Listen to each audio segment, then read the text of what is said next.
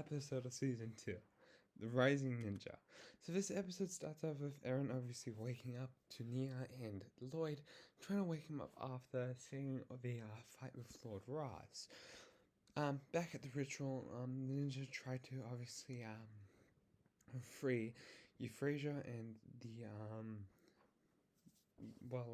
Cloud Kingdom monks. But it takes a turn for the worse as the masks are on their faces and is obviously going to start affecting them as they're going to corrupt them. Pretty much straight into this, Cole, Zane, and the sorcerers arrive to the Cloud Kingdom to find that there's something else that's going on. So the ritual, obviously the building is collapsing and falling. The kingdom is falling. Back down below, the sorcery starts to happen. Wildfire takes the masks off the ninja, and they start their plan of attack.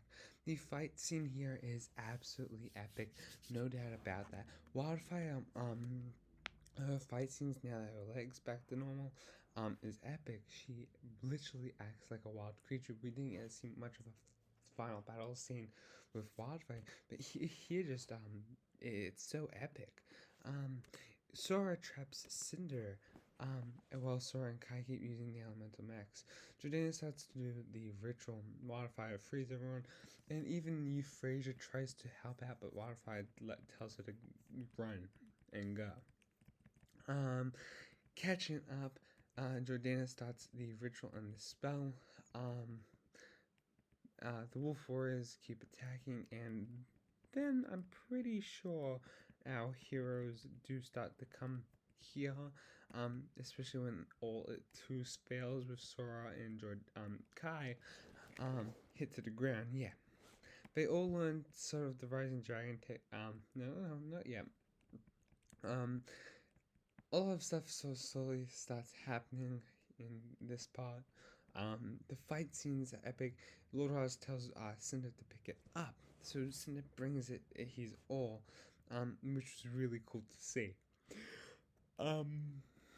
Continuing on, they play pretty much for the mask.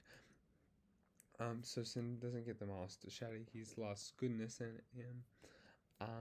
But they burn the mask. But Cinder says to them it's not the only one. He rips one of the masks off the Wolf Warriors, and they pretty much are maskless at this point. And puts it on, and I think he drains all the goodness inside him. So pretty much he starts to use Shadow Spin, and he tries to obviously he takes effect on Lloyd, hits Lloyd, and then when he's about to go take down Wildfire and Nia, our Fire Ninja, no, it's right here. As soon as Kai just realizes everyone's getting hurt and injured, it's not until Cinder comes to go blast Nia and hurt her for good. Kai just comes out and what to do. Shadow Spin, Rising Dragon, which was really, really epic to see. Kai's obviously putting everyone else before him. And then what Lord Raz does is Lord Raz pretty much wants to get one of the ninjas, obviously in the Kai does some more Rising Dragon. And yeah, Lloyd chasing Lord Raz here is really cool. The way they do Spinjitzu and the attacks, Lord Raz runs like a cheer, which is absolutely cool. And the fight is just massively epic. Lord Raz explains he just needs a non-shattered soul. So what he decides to do is he decides to throw his hammer and push Kai in. Ryu tries to chase him out, tries to grab him with his tail, but it doesn't work. Everyone sort of goes rushing to the aid, but Kai gets obviously thrown in there. This Forbidden 5-minute MOBA named Nock comes out. Interesting to note is these sort of eyes here remind me of the dragon, the other face that Zane has at the back of his dragon form, which I find just very interesting. Now, Zane and Cole are trying to fix that motor thing. to make it straight so it works. The only way to do this is for Zane to have that expanding spell, which finally came back to be of importance, which I really appreciate. Something like that. Euphrasia does join this little battle to sort of help it go up, which was really, really nice. Nia learns the Rising Dragon the same way Kai does. Obviously, very anxious, didn't want to lose her brother, which I'll talk to about here a bit later. Lloyd obviously allows his visions to flow. He sees Kai, how everything sort of will sort of happen to be, and here he just learns that it's going to be his path. He's going to obviously learn how to control it, and he just does the Rising Dragon technique. It's absolutely cool. The Rising Dragon technique for Lloyd reminds me a lot of his Elemental Dragon. I'm thankful we got to see something like this play out to be.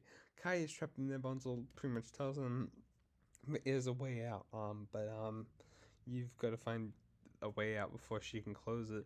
But Kai says, "Don't worry about me. If you get a chance to close it, just close it." Nia gets hit down by Cinder or knocked. Aaron tries to throw this with objects into it, but obviously hasn't been working. So Sora uses her powers to make the machine grow and hits whoever is about to throw. It's Lord Roz, right? I'm pretty sure it's Lord Roz. Yeah, Lord Roz out the way so Nia doesn't be the next one to go in. Wildfire sees this and says, "But that was you, Sora." They close the gate. Jordana absorbs the orb. I'm pretty sure that's like Bunzel, but you can see the Forbidden Five members trying to come out, which was very interesting. So maybe Jordana absorbed the rest of the Forbidden Five. Who's to really say? They all get teleported away, which is very confusing. I've been yawning. Yeah, and want to wake up from their spell. The spell that was happened onto them because of the blood moon. It isn't sure where these characters all are, but Lord Ross starts and act like Empress Beatrix, demanding that he gets full control from one of the Forbidden Five, which I found very, very odd. It didn't seem to be a Lord Ross thing this season, but it seems to be something they're gonna push. Lord Ross cracks it at Jordana and goes to the astral plane where he saw his master. I found this very interesting. Maybe this could be a possible look at Jordana now being possessed by Lord Roz's boss. Who's to say? The end pretty much wraps the ninja all back together. Wildfire, Neil, and Ryu are obviously sad that Kai is now gone. And they talk. And they also speak about Bunzel not being here. I'm sorry for that. This video. It's a lot of stuff that does happen, and it's honestly an amazing episode. I give this a 10 out of 10. I'm looking forward to where this picks off second season, a second part. I would have wished maybe for a third part, too, but I feel like they will wrap it up perfectly in the next 10 episodes. Let me know your thoughts about the first 10 episodes. I think it was really amazing. Episode 10 is probably the most highlighted episode in my opinion. Even this glance that Sora gives Wildfire gives Sora at the end is beautiful. I should just quickly recap. Kai and Bunzel are now trapped together. I believe there is a way out for both of them, but Kai says he's not gonna give up, especially seeing how Bunzel feels upset. Let me know your thoughts about this episode. Thank you all for watching. Peace out.